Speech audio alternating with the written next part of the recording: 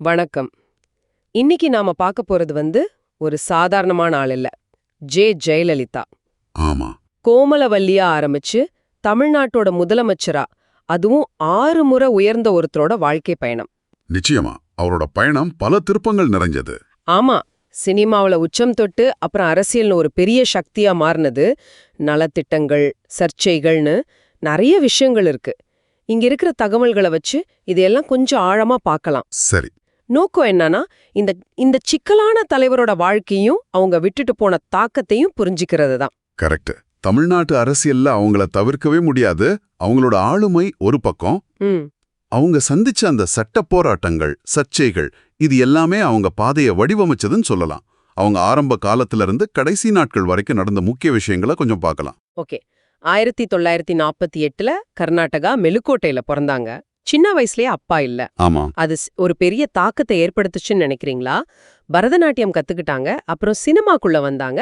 1964ல கன்னட படம் சின்ன கொட கொம்பே. ஆமா, அதுதான் முதல் படம். அப்புறம் 1965ல வெண்ணிற ஆடை, தமிழ்ல அறிமுகம்.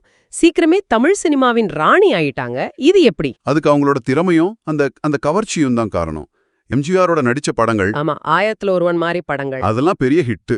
அது வெறும் சினிமா வெற்றி மட்டும் இல்ல, அரசியல் அஸ்திவாரமா. நிச்சயமா அந்த படங்கள் தான் அவங்களுக்கு ஒரு பெரிய மக்கள் அறிமுகத்தையும் முக்கியமா எம்ஜிஆரோட நம்பிக்கையும் வாங்கி கொடுத்துச்சு. அதனாலதான் 1982ல எம்ஜிஆர் கூப்பிட்டதும் அதிமுகவில் சேர்ந்தாங்க. அது ஒரு பெரிய டர்னிங் பாயிண்ட். ஆமா. 1984ல ராஜ்யசபா எம்பி ஆனாங்க. ஆனா 1987ல எம்ஜிஆர் மறைவுக்கு பிறகு அது ஒரு பெரிய சவால். கட்சிக்குள்ள நிறைய போட்டி இருந்தது. ஆமா, அதையெல்லாம் சமாளிச்சுதான் அவங்க தனிப்பெரும் தலைவரா வந்தாங்க. அது அவங்களோட அந்த விடாமுயற்சியை காட்டுது.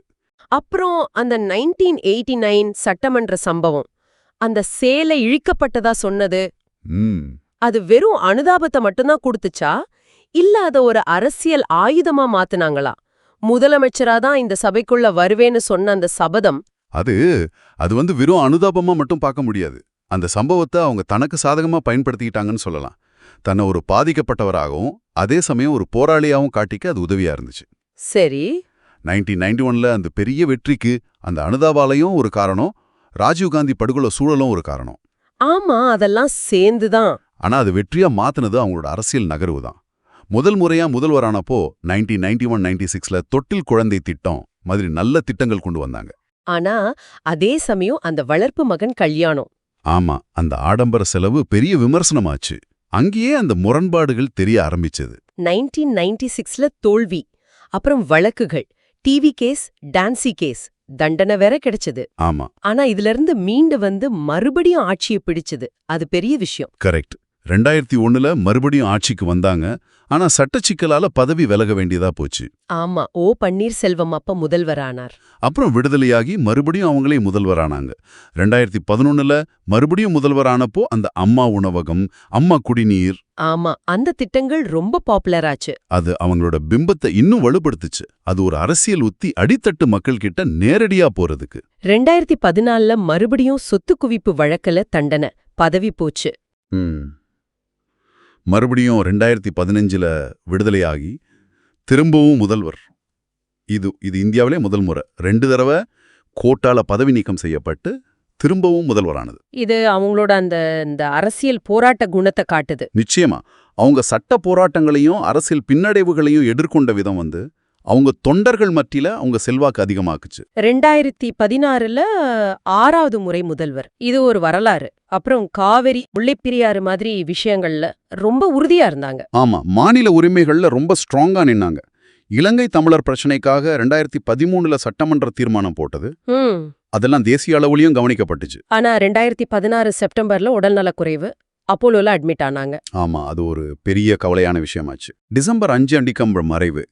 லட்சக்கணக்கான மக்கள் வந்தாங்க இறுதி ஊர்வலத்துக்கு. அது அவங்க செல்வாக்க காட்டுச்சு. பதவியில இருக்கும்போதே மறைஞ்ச முதல் இந்திய பெண் முதல்வர் அவங்க தான். மெரினால எம்ஜிஆர் நினைவிடம் பக்கத்துல அடக்கம் பண்ணாங்க. புரட்சி தலைவி, அம்மானு பல பேரால் அழைக்கப்பட்டாங்க. அவங்க வாழ்க்கை சினிமா புகழ், அரசியல் ஆதிக்கம், நலத்திட்டங்கள், சட்ட போராட்டங்கள்னு ஒரே ஏற்ற இறக்கமா தான் இருந்திருக்கு. உண்மைதான்.